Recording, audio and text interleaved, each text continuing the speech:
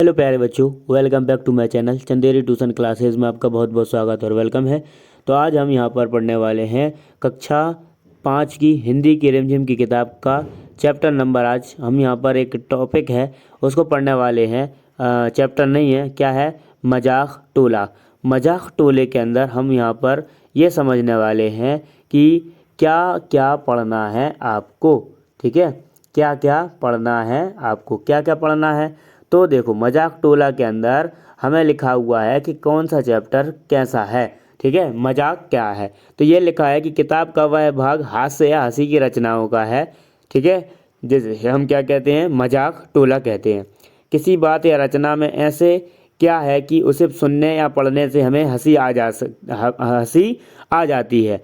इस प्रश्न का उत्तर हम एक चुटकुले की मदद से ढूंढ सकते हैं।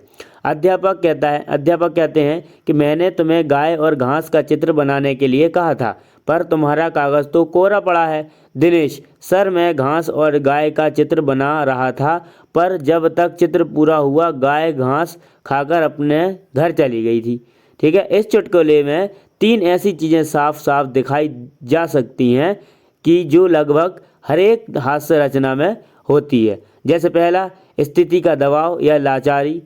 दूसरा, लाचारी से निपटाने के लिए कोई एकदम नई कल्पना या सूझ। तीसरा है इसमें कि शुरू की स्थिति का उलट जाना। ठीक है, इसमें मैं 3 चीज़ें दिखाई गई हैं। तो चुटकुले की शुरुआत में दिनेश पर यह दबाव है कि वह अपना चित्र दिखाए। चित्र उसने बनाया ही नहीं है, दिखाएगा क्या। मगर अपनी कल्पना से वह एक ऐसा उत्तर देता है जिसमें कमी ढूंढ पाना मुश्किल है। उसके उत्तर को अपने कल्पनाशील कह सकते हैं। जो चीज़ हमें हंसाने के लिए मजबूर करती है वह यही कल्पनाशीलता या सूझबूझ है जो एक दबाव वाली स्थिति को बदल देती है। फिर उसके बाद आता है कि इस तरह देखें तो हम कह सकते हैं कि हर हास्य रचना एक काल्पनिक स्थिति का निर्माण करती है, हमें हंसाकर वह रोज़ाना की वास्तविक दुनिया या ज़िंदगी के दबावों से बड़ी देर के लिए मुक्ति दिलाती है। हास्य रचनाएं हमें कुछ सिखाने की कोशिश नहीं करती, वे केवल हंसाती हैं।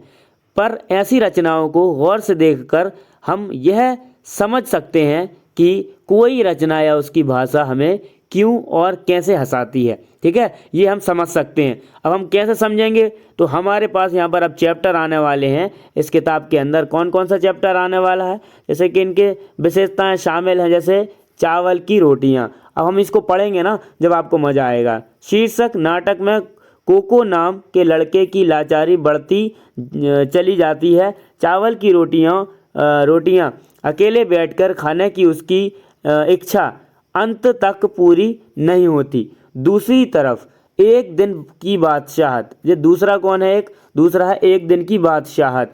तो मैं रोज़ाना रहने वाली स्थिति उलट जाती है। इसमें क्या होती है कि रोज़ की जो स्थिति होती है वो उलट जाती है। घर के बड़ों को एक दिन बच्चों की तरह जीना पड़ता है। ठीक है, फिर आता है उल्टी हुई स्थिति का मज़ा। हम गुरु और चेले वाली कहानी जब अपन पढ़ेंगे तो इसमें आप देखेंगे कि जब उल्टी स्थिति हो जाती है तब भी आप क्या कर सकते हो, मज़ा कर सकते हो, देख सकते हैं। एक ऐसी अंधकार नगरी की कहानी है जहां हर चीज़ एक समान कीमत पर बिकती है। ऐसी नगरी में गुरु और चेला एक मुसीबत में बुरी तरह फंस जाते हैं और अंत में एक अनोखी स्थिति बनती है और वे बच जाते हैं। इस कविता की भाषा पर ध्यान दें तो हम शब्दों और मुहावरों के प्रयोग में छिपी हंसी की पहचान सकते हैं। हंसी को क्या कर सकते हैं, पहचान सकते हैं। जैसे यहाँ पर था स्वामी की दीदी, ठीक है, स्वामी की दादी। ठीक है, तो शीर्षक कहानी में स्वामीनाथन के भोले भाले प्रश्न सुनकर उसकी दादी मन ही मन खुश होती। शायद दोनों बातें इस कहानी को मज़ेदार बनाती हैं।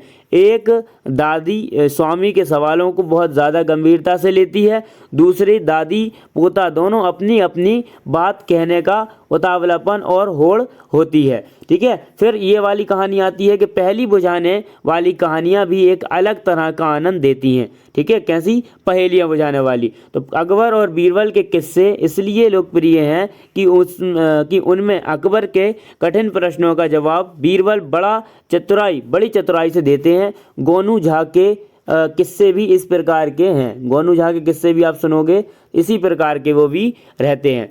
फिर उसके बाद आता है अगला यहाँ पर आपका कि मज़ा देने वाली रचनाओं को हम एक कोण से देख सकते हैं, जैसे कि हाजिर जवाबी, व्यंग, है ना, हंसाने वाली परिस्थितियाँ, घटनाक्रम तथा अतिशयोक्ति।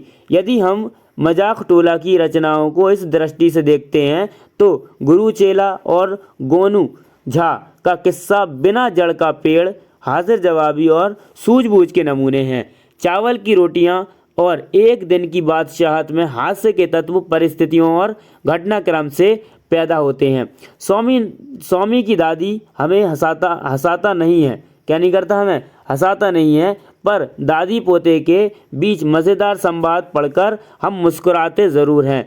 डब्बू जी के पहले कार्टून में अतिशयोक्ति से हास्य पैदा होता है, तो दूसरा कार्टून व्यंग का उदाहरण है। क्या है? व्यंग का उदाहरण है। फिर बच्चों में स्वास्थ्य और बुद्धिमत्तापूर्ण हास्यबोध पैदा करने के लिए हाजिर जवाबी और सूझबूझ की लोक कथाएँ, कार्टून और हास्य व्यंग की रचनाएँ अधिक से अधिक उपलब्ध कराई जानी चाहिए, ठीक है। ये अब हमारा चैप्टर आ गया क्या? एक दिन की बादशाहत। इसको हम अगली वीडियो में यहाँ पर करने वाले हैं कंप्लीट।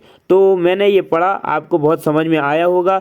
ये भी आपका बहुत अच्छा क्वेश्चन बन सकते हैं पेपर में, ठीक है, कि कब क्या होता है, कौन सी कहानी आती है ना, किससे क्या मिलता है। तो ये मजाक डोला आपको बहुत अच्छा लगा, ठीक है। कमेंट ज़रूर करें और अध्याय अगला पढ़ने के लिए वेट ज़रूर करें अगले वीडियो का, ठीक है। चैनल पर नए हैं तो चैनल को सब्सक्राइब ज़रूर करें और बेल आइकन प्रेस करना ना भूलें और वीडियो को लाइक और शेयर ज़रूर करें। Thanks for watching. मिलते हैं नेक्स्ट वीडियो में।